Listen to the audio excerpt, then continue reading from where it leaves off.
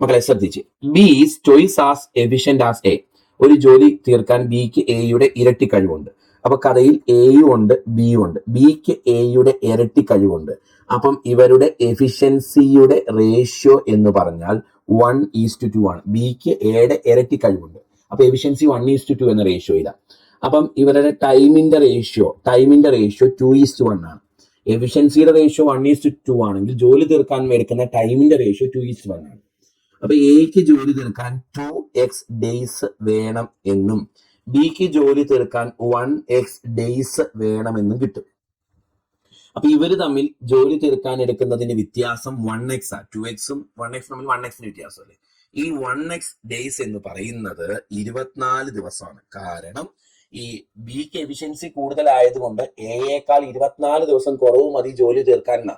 അതിന്റെ അർത്ഥം എ ജോലി തീർക്കാൻ എടുക്കുന്ന സമയവും ബി ജോലി തീർക്കാൻ എടുക്കുന്ന സമയവും തമ്മിൽ 24ന്റെ വ്യത്യാസം ഉണ്ടെന്നാണ്. അപ്പൊ 1x എന്ന് പറഞ്ഞാൽ 24 ദിവസമാണ് അല്ലേ. അങ്ങനെയെങ്കിൽ എക്ക് ജോലി തീർക്കാൻ വേണ്ടി വന്നത് 2x ഡേയ്സ് ആ. 2 × 24 48 ഡേയ്സ്. ബിക്ക് ജോലി തീർക്കാൻ വേണ്ടി വന്നത് 1x ഡേയ്സ് ആ. 1 × 24 24 ഡേയ്സ്.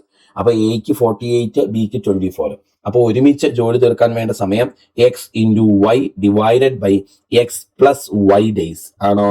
അതായത് 48 × 24 ഡിവൈഡഡ് ബൈ 48 പ്ലസ് 24 72.